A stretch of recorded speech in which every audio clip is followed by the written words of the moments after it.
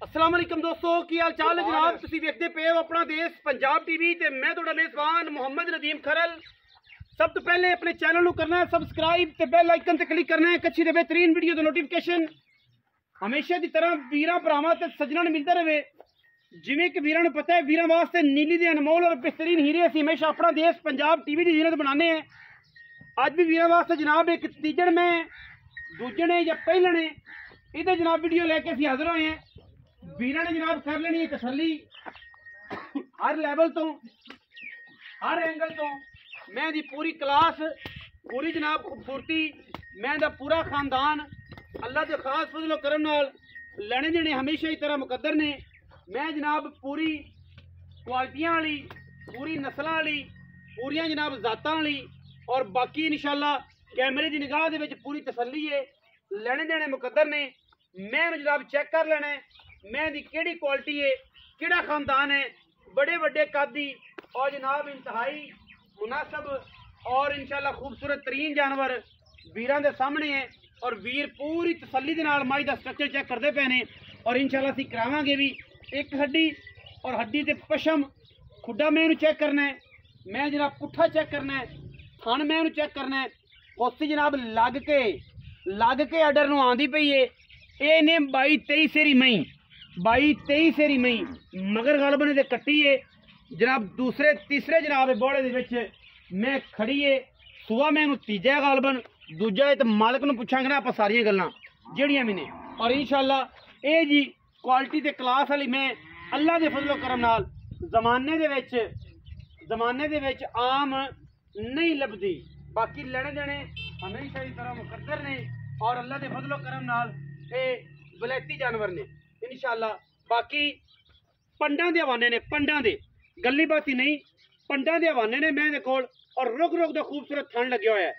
ये जी मई आम नीली बार दे विच बहुत घट पैदा होंदियां ने।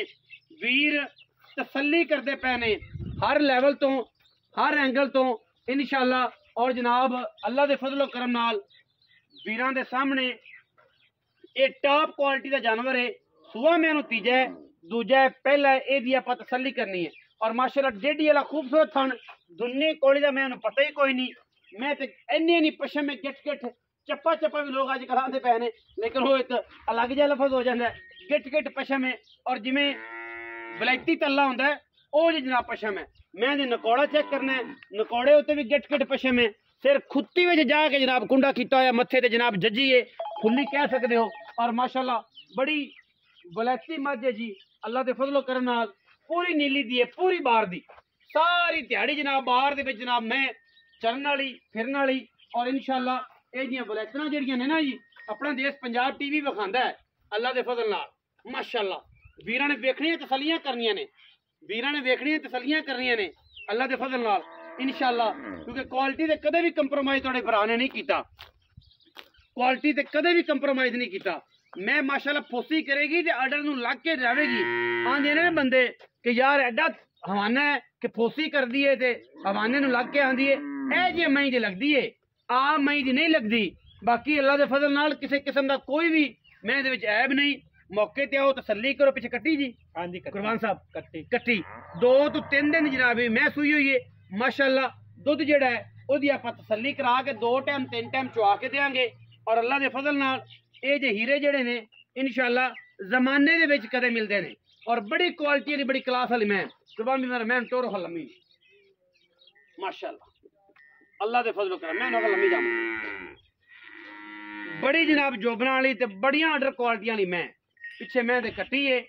और माशाल्लाह इस जमाने तो वखरी मैं क्या बात है लम्मी माशाल्लाह। मोड़ लिया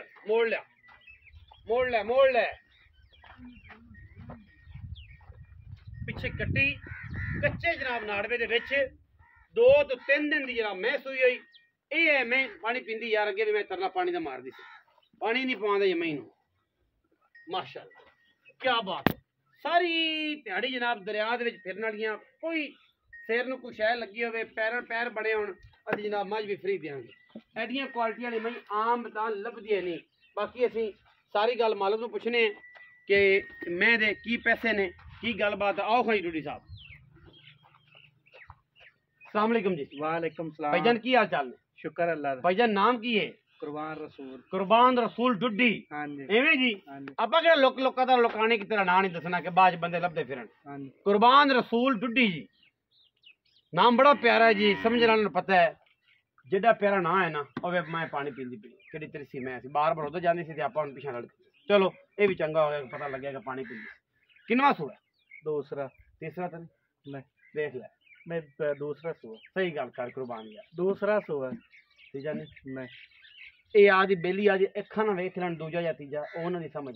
ਹਾਂਜੀ ਆਪਣੀ ਗੱਲ ਦੂਜੇ ਦੀ ਹੈ ਹਾਂਜੀ ਤੇ ਮਾਲਕ ਭਾਵੇਂ ਤੀਜਾ ਸਮਝ ਕੇ ਲੈ ਲੈ ਹਾਂਜੀ ਕੋਈ ਇਤਰਾਜ਼ ਨਹੀਂ। ਅੱਛਾ ਸੂਈ ਕਿੰਨੇ ਦਿੰਦੀ? 3 ਦਿਨ। 3 ਦਿਨ ਦੀ। ਹਾਂਜੀ ਧਾਰਾਂ ਇਸ ਟਾਈਮ ਕਿੰਨੀਆਂ ਨੇ? ਇਸ ਟਾਈਮ 12-13 ਲੀਟਰ ਬੋਲਾ ਹੈ। ਬੋਲੇ ਚ? ਹਾਂਜੀ ਬੋਲਾ। ਬੋਲੇ ਚ 12-13 ਲੀਟਰ ਹੈ ਹਾਂਜੀ ਕਿਉਂਕਿ ਮੈਂ ਦੁੱਧ ਕਰ ਜਾਏਗੀ ਅੱਲਾ ਦੇ ਫਜ਼ਲ ਕਰਮ ਨਾਲ। ਕੋਈ ਆਈਡੀਆ ਹੈ ਕੋਈ 20-22? ਹਾਂਜੀ ਅੱਲਾ ਦਾ ਹੁਕਮ ਨਾ ਕਰ ਦੇ।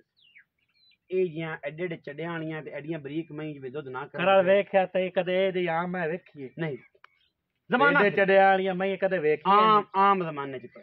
ਹਾਂਜੀ ਅੱਛਾ ਥਣਾ ਦੀ ਗਰੰਟੀ। ਗਰੰਟੀ ਛੱਟੇ ਪਰ ਇਸ ਟਾਈਮ 12-13 ਕਿਲੋ ਬੋਲਾ। ਹਾਂਜੀ ਜਿਹੜੀ ਸੱਚੀ ਗੱਲ ਉਹ ਇੰਨਾ ਹੀ ਹੁੰਦਾ ਹੈ। ਹਾਂਜੀ ਲੋਕਾਂ ਤਰ੍ਹਾਂ ਕੂੜ ਮਾਰ ਲੋਕ ਕੂੜ ਮਾਰਦੇ ਨਾ ਜੀ ਹਾਂਜੀ। ਬੋਲੇ ਦੇ ਵਿੱਚ ਆਖਣਗੇ ਜੀ 15 ਕਿਲੋ 17 ਕਿਲੋ 18 ਕਿਲੋ तो झूठ है। झूठ है जी। है ही झूठ ਹਾਂਜੀ ਤੇ ਲੋਕ ਮੰਨਦੇ ਨੇ।